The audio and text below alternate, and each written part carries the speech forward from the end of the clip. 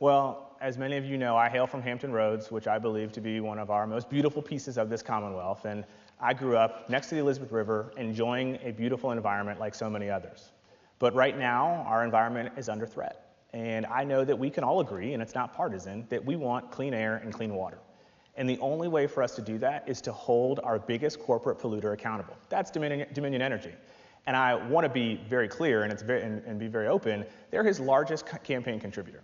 He cannot stand here and say that he's going to hold them accountable when they are lining his pockets with all of that money. Now, for my entire career, I have tried to hold them accountable, and as Attorney General, we will do that. This rate increase is unacceptable. He can't stand up to them because he is bought and paid for by Dominion Energy.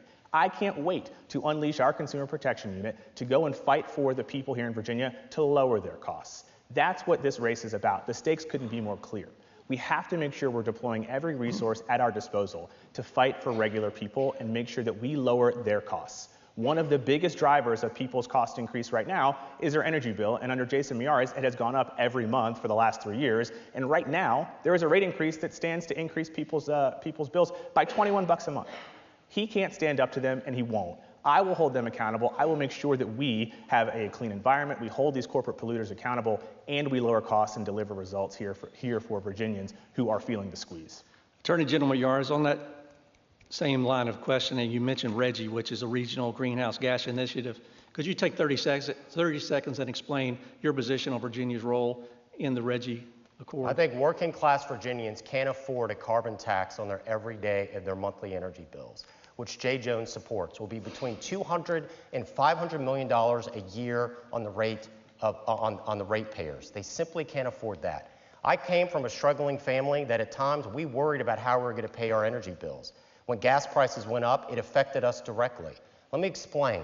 This is a tax on working class Virginians, which Jay Jones supports and which I oppose. That is a huge difference between the two of us. Delegate Jones, what is your position on the regional greenhouse gas initiatives? Well, as a member of the General Assembly, I voted to put us in RGGI, and it was signed by the governor. And then Governor Youngkin came in and said we're out of RGGI, which is patently illegal, but was sanctioned by Jason Miyares because he is too beholden to his party to step up for regular people.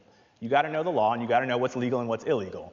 For me, we have to make sure we protect our environment, clean air and clean water, and hold those people accountable so that people in Virginia can get that relief that they need. They're feeling pain at the gas pump. They're feeling pain at the grocery store. They're feeling pain on their electric bills. And that's the challenge that we have, and we have to make sure we're addressing it head on. All right, the fifth topic we're going to move on to. Delegate Jones, this question is to you. Many of the voters may not have focused on this Attorney General's race until recently, or may not have a clear understanding of what the role of the Attorney General of Virginia actually is. Please explain your view of the top 3 responsibilities of this job and explain to the voters why you see those as the priorities for this office. You have 2 minutes. Well, look, in these very challenging times, Virginians are desperate for an Attorney General who's going to step up and protect them.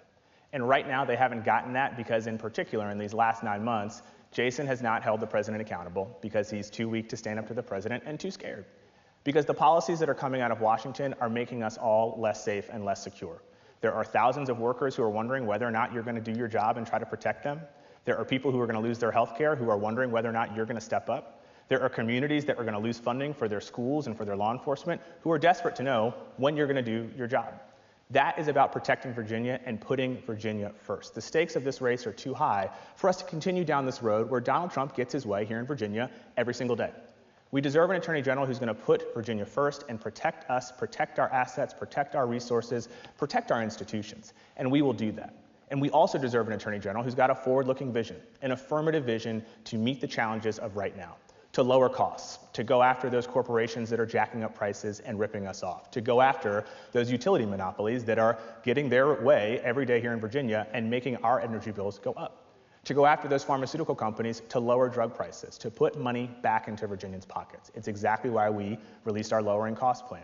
They also want safe communities, and it's exactly why we released our public safety plan, to make sure that we hone in on 3 key pillars of cracking down on violent crime, getting illegal guns off of our streets and protecting our children, and making sure that we put all of our energy behind doing just that. As Attorney General, I will always put Virginia first. The stakes of this race are too high for us to continue down this road with someone who takes his orders from Washington and takes his orders from his party, as opposed to stepping up and doing the right thing. He talks about calling balls and strikes. He talks about common sense. There are millions of Virginians who are wondering what version of common sense and balls and strikes that you're talking about.